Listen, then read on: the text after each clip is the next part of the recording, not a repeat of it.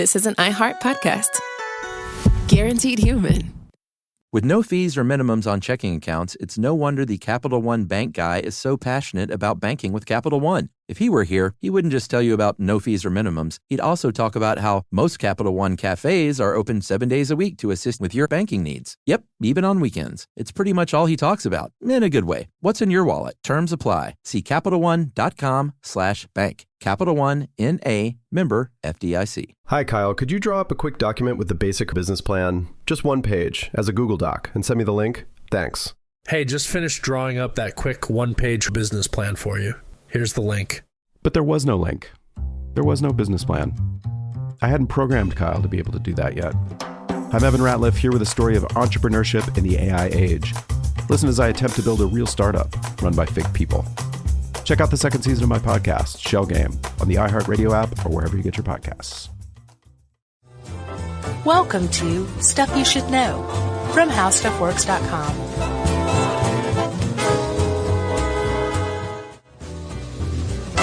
Hey, and welcome to the podcast. I'm Josh Clark, and there's Charles W. Chuck Bryant.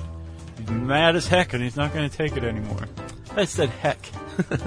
I revised a classic movie quote into heck. Yeah, Network. Man, have you ever seen that? Have you seen that recently? No, I've never seen it.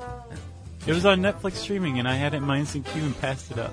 Well, you should watch it again because you'll watch it now and go, man, when was this made? So far ahead of its time. Oh, really? As far as, like, how things are in the media. Like, Coma. Yeah. But when you watch Network back then, people said things like, how ridiculous, like, stuff like this could never happen. Oh, I see. It's prescient, right? Very much so. Yeah, I'll have to watch it then. Yeah, it's a good one. It's, is it like, what is it? What's that Aaron Sorkin show? I don't like Aaron Sorkin. NewsHour?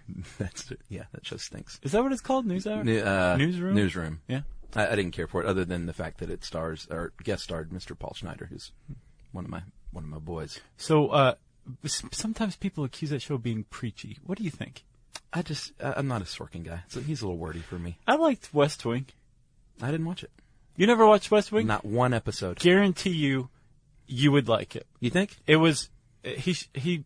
I hate to say this, but it was like his masterpiece. From beginning, I'm not kidding, Chuck. I'm telling you this as somebody who didn't like Studio 60, who doesn't like Newsroom. West Wing, from beginning to end, was just really great. I'll try it, but I swear, the way that guy writes, I'm always just like, nobody talks like that. I'm with you. I'm totally with you. But this cast of characters, the characters that he wrote, the actors, they pulled it off. I've never seen it since. I'll give it a shot. I do. Paul Schneider's not on it. I'm coming to your house this afternoon, and we're going to watch them. Okay. So I guess that's the segue for no-fly zones. Not a bad setup because this is political and presidential. I have something, actually. I have a bit of an intro. Okay. Well, let's hear it. You've heard of the Wright brothers? Dayton's Pride, Orville and Wilbur Wright? Oh, yeah. Conjoined twins? Yes. No, they weren't. No. Okay. But they did fly. They did build the first airplane. Yes. That flew. And they flew it out at Kitty Hawk, North Carolina. And after they had that flight, actually, I think before they undertook that flight, while they were still in the development stage, they went to the United States government and said, hey, War Department, you want in on this action? Not once, not twice, but thrice did the War Department turn the Wright brothers down. Say, what good are planes in warfare? Exactly. Luckily, there was a very smart person heading the post office department who said, okay, maybe you shouldn't drop bricks out of airplanes onto people's heads, but we could use this to deliver the mail. Martin Van Nostrand? Right. To heck with the autogyro. We're going to start using this Wright brothers plane to deliver mail. And for 3 years, the only aircraft that were in service under the United States government was for delivering mail. And then a postal carrier as a pilot accidentally dropped a mail bomb. Right. And they went, wow, that's a good idea. That works very well. Yeah, it didn't take very long for the War Department to be like, oh, okay, maybe we should use this. And then by 1914, the aviation section of the Signal Corps was set up. And all of a sudden, planes were militarized. Within just years of their invention, they were being used to murder people. Yeah, and this article points out in 1937, Spanish fascists dropped a bunch of bombs on the town of Guernica 100,000 pounds of explosives killed 1,600 people. And yeah, well, not only was it the explosives, people were running out of town and they were gunning them down. Really? Civilians, yeah. So that's what fascists do. As outrageous and horrible as that is, it was definitely the beginning of what would be a long romance in warfare with the plane. Yeah. You had the Red Baron, Eddie Rickenbacker. Yeah. It's a very long, bloody history associated with planes and war. When the fascists in Spain used planes to take out a lot of civilians, the world was, appropriately disgusted. Sure. Wasn't a whole lot that could be done. No. It actually wasn't until the very early 1990s that people figured out a way to use planes to thwart planes from being used against civilian populations by their own government. Yeah, I thought no-fly zones had been around long before that, so this was very eye-opening. I had no idea that it was in the 1990s when they first did this. Right. No-fly zones are new. They've only been used 3 times. Yeah, I didn't know that either. Like, it just seems like it's something that they just commonly do. Yeah. But it's kind of a big deal to issue a no-fly zone, and the reason why is because what you're doing is intervening in a sovereign nation, undermining the power of the ruler of that nation. Choosing sides. In a way, you're saying, at the very least, I'm not going to let you just slaughter these civilians. Right. I'm not going to cast my lot one way or the other, really, but I'm going to protect these civilians. And it takes a United Nations mandate to even get started. That's right. So you want to talk about the first one? Yes. Let's harken back to the spring of 1991. Mm-hmm. I'm in college. Okay. Drinking a lot of beer. That's where I first discovered beer. I was drinking a lot of beer, too, and I wasn't in college. Well, I'm just kidding. I wasn't we won't drinking talk about beer. That. So 1991, I remember sitting around and watching, this stuff on CNN for the first time, being interested in politics, really, for the first time. Oh, yeah? Yeah, that's kind of when I got into stuff like that. Well, that was the first war that was really televised. I mean, Vietnam was. Oh, yeah. But this is the first one that had 24-hour coverage. Yeah. Was the first Gulf War. And it was spectacular to watch. It was pretty enthralling, especially when you're, 20 years old and you're sitting around with your friends drinking beer. Yeah. Look at that scud. Safe in Athens, Georgia. Yeah. So what happened there was a guy named Saddam Hussein. Mm-hmm. He was not doing very nice things to the people in Kuwait. Well put. And the Kurdish minority in northern Iraq was encouraged by American radio broadcasts to revolt, take a stand. And so they did. And Saddam Hussein sent gunships and with napalm and chemical weapons and helicopters. Because that's what you do. That's what he does. When you have a civilian population that's unhappy with your rule. Yeah. And so they fled, basically. Hundreds of thousands of them, Kurdish civilians, fled and sort of got wedged there at the Turkish border. Yeah, because the Turks were like, yeah, we feel for you, but stay there. Yeah. So don't cross over here. They didn't have food and water, and H.W. Bush, President George H.W. Bush, and the allies in Europe said, you know what? Oh, boy, I don't know what to do here because we kind of encouraged these people to do this, and now they're stuck between a rock and a hard place, right. But we really don't think we should invade and remove Saddam Hussein with all of our might. Yeah, let's give that another 10, 12 years. Exactly. Or we could go to the UN in 91 and say, hey, how about passing a resolution against this guy? Right, that's what they did. Which they did. They said, okay, we're going to deliver humanitarian aid to these Kurds who are trapped along the Turkish border. Yeah. And Hussein, if you do anything to interfere, we're going to bomb you. We're going to take on your guys that you send to interfere, at the very least, right? And not only that, we're establishing a safe zone for these people. It's above the 36th parallel. And if you send any planes over there, we're going to take them on. So this is what we're going to call a no-fly zone. It was the first one. And Saddam Hussein went, no-fly zone? I've never heard of such a thing. That's stupid. And the UN said, that's because it's brand new, jerk. Right, and he's like, oh, I'm the first one. He went first. Firsties. So they did this, and then in 1992, a second no-fly zone south of the 32nd parallel was established to protect the Shiite Muslims. Who also rose up under the encouragement of the United States. If you're interested in this kind of thing, check out Three Kings. Oh, great movie. It was a lot to do about that. It was after the uprisings had started, and also after the time the United States didn't come support them. Remember the one scene where when the guy made Marky Mark drink the oil. Yeah. That was hardcore, man. I thought it was a little ham-fisted of David O. Russell. You think? Yeah. Oh, you don't like that guy, though. You got problems with him, don't No, you? I like Three Kings a lot. Okay. What else has he done that I've seen? Silver Linings Playbook you didn't like. I thought it was okay. Yeah, see? You don't love him. But I like Three Kings a lot. I thought that was a good movie. Yeah, me too. So, no-fly zone is going on. Saddam Hussein violates said no-fly zone. He's like, yeah, well, what's going to happen? Let me send some jets up there.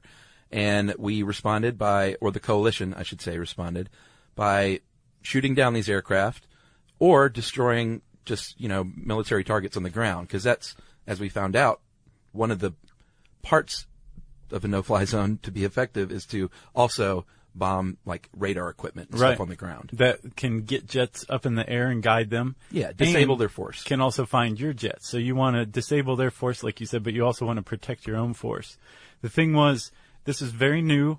The UN was a little squeamish at the idea of undermining a sovereign ruler, a jerk. Yeah. Everyone agreed, but still a sovereign ruler and kind of one of the stabilizing forces of the Middle East, whether the U.S. liked it or not. Yeah.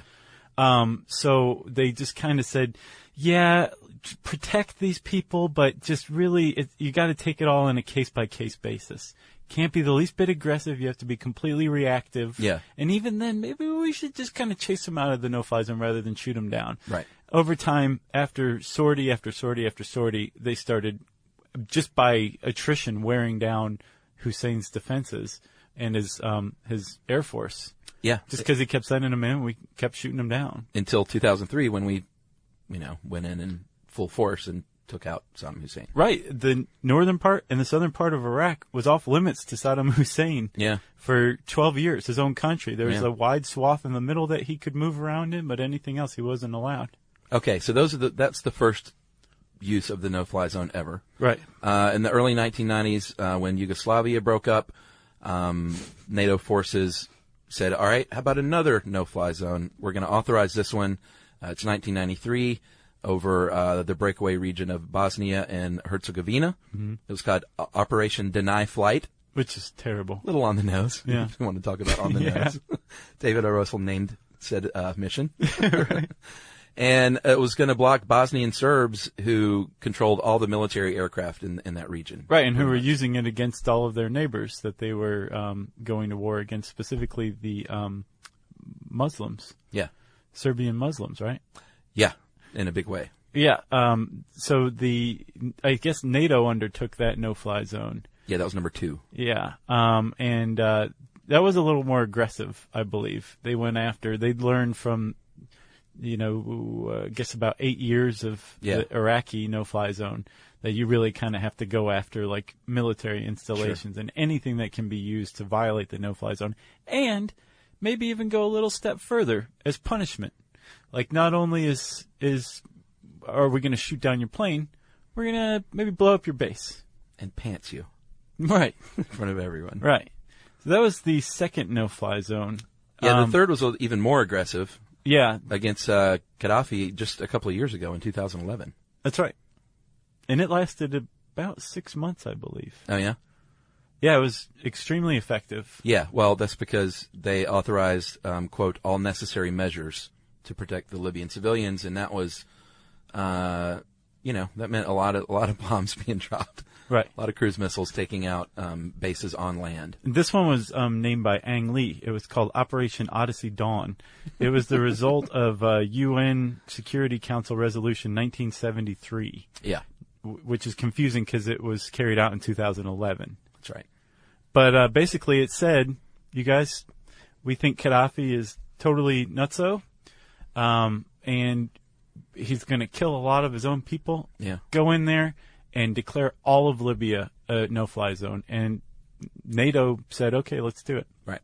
So U.S. and British-led NATO coalition kind of took the reins. That's right. And turned this 680,000 square mile country, which is about 1.7 million square kilometers, into a no-fly zone. All of Libya was a no-fly zone.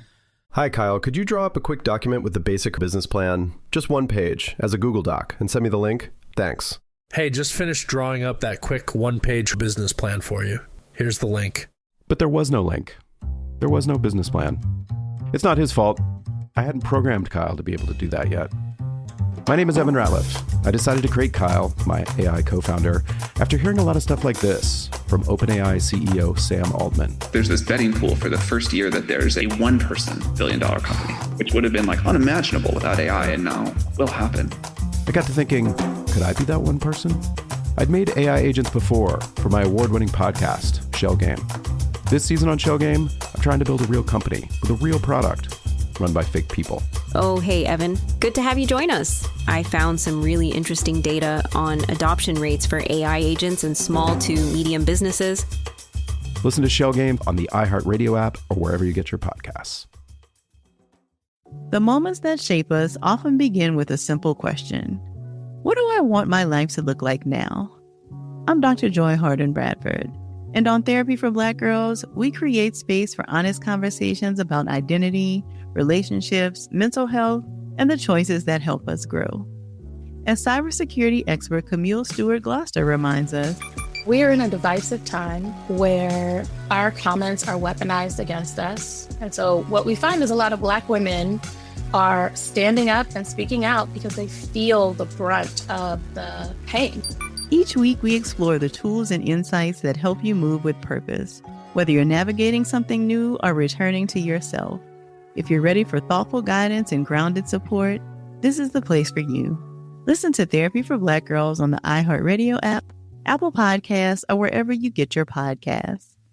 All right. So since this is a new thing, there is no, as this article says, playbook. There's not like a exact way that these go into effect. It sort of depends on what you're dealing with, what countries you're dealing with. Right. But the first thing that you have to do, according to Chapter 7, Article 42 of the UN Charter, is get the 15-member UN Security Council on board. Right, which sounds easy, but Sure. It's not necessarily, because you have 5 permanent members, the UK, France, the US, China, and Russia. And China and Russia love to veto anything that the US, the UK, and France are all about, which is good. It's called a balance of power. Yeah. But specifically with Libya, France or Russia and China, they were against it. Yeah. But they were persuaded to abstain from the vote, because all it takes is one permanent member nation on the Security Council to veto, and it's done. Yeah, I wonder what that persuasion entailed. I don't know. You know? Looking the other way on human rights violations, maybe? I have no idea, but I'm sure it wasn't just as easy as, hey, you mind sitting this one out? Sure, no problem. Right. I'm drunk anyway. So the UN resolution for the Libyan no-fly zone, it's a pretty good example of how this kind of thing can work. So no flights in Libyan airspace, bans all flying unless it's a humanitarian mission carrying food or water, or getting out foreign nationals who are in like bad places. Yeah. You're allowed to do that. Other than that, no fly. No fly. And it's not, you don't just shoot down any plane on sight. No. When you're patrolling the no-fly zone, if a plane is flying in Libyan airspace, you want to first figure out if it was there accidentally or if it's hostile. And if it's hostile, you go back to the ground and say, hey, man, can I shoot this thing down? Yeah, well, first you got to figure out who's doing the shooting. You know, you got to set it all up. Like, who's going to be enforcing all this? I was just jumping ahead a little. Okay. Yeah, you got to figure out who's in charge of the operation, basically. In the case of Libya, it was NATO. And then you establish the rules of engagement, right? Which is partially has to do with, hey, do we shoot first and ask questions later? Right. Do we check passports? How's this going to work? Right. And like you said, in Libya, it was pretty aggressive. The first thing that happened on day one was the U.S. and I believe the U.K. sailed warships off the coast of Libya and started shooting missiles into Libya's interior, knocking out military installations, radar installations. Yeah. As much of the Libyan military or at least Air Force, as could be destroyed. 112 Tomahawk cruise missiles. Boom. Yeah. Each one precisely shot. That's right. And I love the article says the goal is to shape the battle space, in quotes. Yeah, that's a euphemism, huh? Yeah, big time. So after this, they send in the drone surveillance aircraft to check things out, see what's going on. And did you get the impression the U.S. is kind of showing off a little bit? Like, we've got some missiles we can use, and then afterward we'll send in our unmanned drones and make sure everything's bombed. And then after that, we're going to send in radar jamming equipment just in case you have anything left on the ground. Right. We'll take care of that, too. Yeah. That was the first, 2 days. Yeah, and Gaddafi's his air force was, they call them vintage jets in this article, and that's, in that case, vintage is not a good thing. Right. It's from the 1960s. It's old gear, basically. It's vintage, not retro. That's right. So it was effective. It worked, even beyond the fact that the jets were vintage, and we crippled his radar system, his Air Force military installations. There was still a lot of shoulder-launched rockets. Yeah. In Libya, an estimated 600 to 1,500, I believe, that during this time Gaddafi was handing out to people who were on his side. Yeah, and Saddam Hussein famously offered a bounty on any aircraft shot down of $14,000, which I thought, why not 15? Yeah, that was a weird number. I wonder if that makes a significant round number in Iraqi money. Oh, maybe so. Huh. It's a lot of denarii. Yes. Thank you. You shouldn't invest in those, by the way. That's a big scam. Invest in denarii? Yeah, have you heard of people doing that? No. It's a thing where people buy up Iraqi denarii and thinking they're going to hit it big one day. Uh-huh. You shouldn't do that. Why? Well, it's just, you do a little research and it's sort of one of those scams. Is it? Yeah. So, if you bought denarii from a legitimate currency broker, it's still not a good investment? No. Huh. I know someone who did it. Oh, no. Yeah. Is it possible it's going to come back in 10 years? I doubt it. Are they going to go euro? I don't know. Huh. But, yeah, that's just a sidebar. Okay, that was a nice one. Save your money, folks. So we were talking about the possibility that a NATO jet or any jet patrolling a no-fly zone could get shot down by some dude on the ground. Yeah, it hasn't happened. No, but it could. That had to be one lucky shot. It raises one of the concerns. Actually, it has happened. It hasn't happened from somebody on the ground. Yeah. But it raises a concern, a risk, that we're sending in people, again, into a sovereign nation. Sure. That maybe has to deal with his own problems. Yeah. And we're putting our people in danger for that. Most people, I think, myself included, side on the idea of going in and protecting civilians from certain slaughter. Sure. But I do agree that there is a risk as well. And Scott McGrady, remember him? Oh, yeah. Yeah. Owen Wilson. Yeah. During the Balkan War, during that no-fly zone, he was shot down, I guess by a Serbian plane? It was a surface-to-air missile, but I don't Oh, okay. So somebody has shot down somebody from the ground. Well, I don't know if it was a person. Okay. Well, he was shot down patrolling a no-fly zone. Yeah. And he was in very big trouble for a little while. Had he not been quite the survivalist, who knows what would have happened, because the Serbs were hot on his trail. Yeah. And he spent 6 days evading them. Yeah, he did a really good job and emerged a hero. Yeah, he ate ants and lived on collected rainwater and avoided the bad guys. Yeah. And eventually got through a radio signal and to Gene Hackman. Picked up. Yeah, Gene Hackman was like, "We're going to get you out of there." Yeah. Uncommon valor. Man, that was a good Is that what movie. you were referencing? No, Gene Hackman was in the Owen Wilson movie, too. Oh, was he really? I'm pretty sure he was the one that was in charge of saving him. Oh, man. Well, he's always going in and saving. Sure. In Uncommon Valor, it was his son who was a Yeah. Vietnam POW, right? Yeah. God, that was good. Randall Tex Cobb. Yeah, what was his name in it? I don't remember. That movie came out at a great time for me, though. It was the perfect age. He wore like a live grenade around his neck, remember? Yeah. That's the second time we talked about Uncommon Valor in 2 months. When was the other one? I remember. I don't remember. I do remember talking about it. Probably what happens if the Earth stops spinning. Yeah, probably so. So, you got anything else? I guess we had the opportunity. To really invade Libya, and President Obama said, "You know what? Let's not do that. Let's not do the regime change game." Well, a lot of people are like, we shouldn't be there in the first place. Right. A lot of other people are like, this is a half measure. If you're going to go do that and just wipe out somebody's military, you might as well do a ground invasion and take over and topple the regime. like you said, Obama was like, nah, let's give it a shot. And he was proven right in Libya, at least. Yeah, because even if you take out their air defenses and their air offenses, I guess, they still have way better weaponry and stuff on the ground than these uprising forces do. Right. And it worked in Libya. It didn't necessarily work in the Balkans. A lot of people point to the slaughter at Srebrenica. Oh, yeah. Yeah. 7,000 Muslim boys and men were killed. Yeah. By the Bosnians. It's genocide. Who are being tried for war crimes because of it. But the no-fly zone didn't do anything to prevent it. That's right. So, I mean, is it effective? It can be.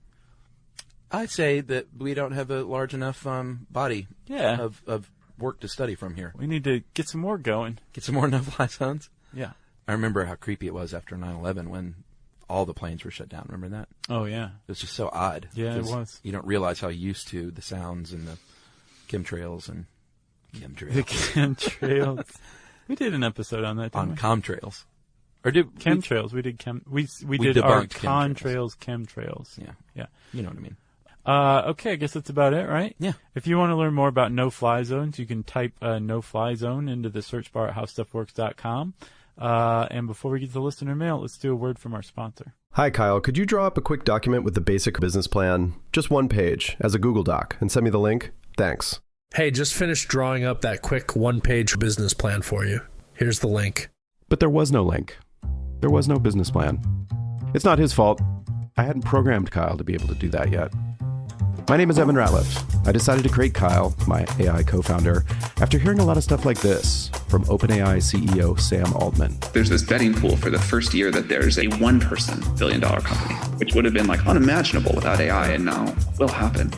I got to thinking, could I be that one person? I'd made AI agents before for my award-winning podcast, Shell Game. This season on Shell Game, I'm trying to build a real company with a real product run by fake people. Oh, hey, Evan. Good to have you join us. I found some really interesting data on adoption rates for AI agents in small to medium businesses. Listen to Shell Game on the iHeartRadio app or wherever you get your podcasts. The moments that shape us often begin with a simple question. What do I want my life to look like now? I'm Dr. Joy Harden Bradford, and on Therapy for Black Girls, we create space for honest conversations about identity, relationships, mental health, and the choices that help us grow.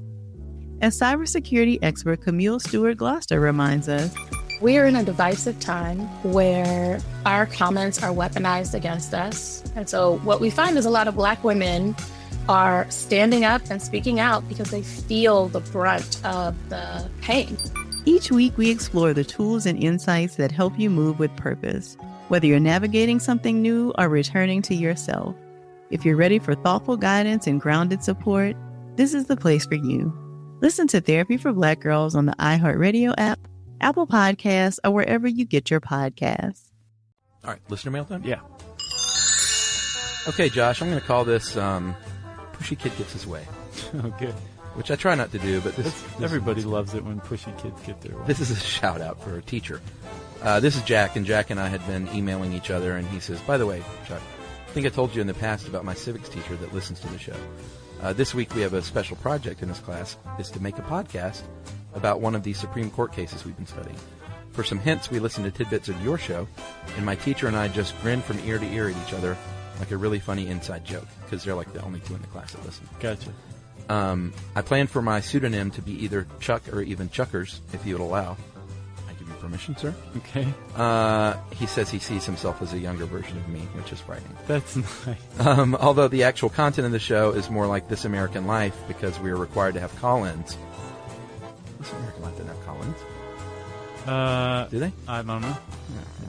I don't think so either. I will always think to myself that I'm sitting there in your little studio. If you can give my spectacular teacher, Mr. Christoph, a shout-out, that would be mind-boggling, stupendously incredible. But I understand if you can't. Mr. Christoph? Yep, Mr. Christoph, civics teacher. And I said, sure, Jack, I'll do that. And then he emailed again from Washington, D.C. and said, I hate to seem demanding, Chuck, but if you could also mention Mrs. Christoph, because I have her for math and I don't want to make her feel left out. So if it's too late, I get it. I can't complain. This might be the best day of my life after all. Have a nice long weekend. And that is Jack outside Washington, D.C., and Mr. and Mrs. Kristoff. Good job listening to the show, and we thank you for using it in your classroom. Yes, thank you to the Kristoffs, Mr. and Mrs. Kristoffs. Thank you for shaping young minds. We appreciate that. Yeah. Shout out. And way to go, Jack. You're a cool dude. If you have a shout out you want us to give, Chuck gives in on those pretty frequently. Sometimes. You can tweet to us at SYSK Podcast. You can join us on Facebook.com /Stuff You Should Know. Send us an email to stuffpodcast@discovery.com. And go to our website, stuffyoushouldknow.com.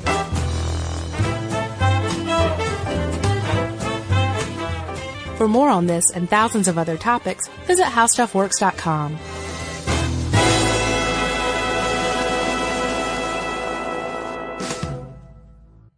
Hi, Kyle. Could you draw up a quick document with the basic business plan? Just one page, as a Google Doc, and send me the link? Thanks. Hey, just finished drawing up that quick one-page business plan for you. Here's the link. But there was no link. There was no business plan. I hadn't programmed Kyle to be able to do that yet. I'm Evan Ratliff, here with a story of entrepreneurship in the AI age. Listen as I attempt to build a real startup run by fake people. Check out the second season of my podcast, Shell Game, on the iHeartRadio app or wherever you get your podcasts. I didn't really have an interest in being on air. I kind of was up there to just try and infiltrate the building. From the underground clubs that shaped global music to the pastors and creators who built the cultural empire, the Atlanta Is podcast uncovers the stories behind one of the most influential cities in the world. The thing I love about Atlanta is that it's a city of hustlers, man. Each episode explores a different chapter of Atlanta's rise, featuring conversations with Ludacris, Will Packer, Pastor Jamal Bryant, DJ Drama, and more. The full series is available to listen to now. Listen to Atlanta Is on the iHeartRadio app, Apple Podcasts, or wherever you get your podcasts. This is an iHeart podcast. Guaranteed human.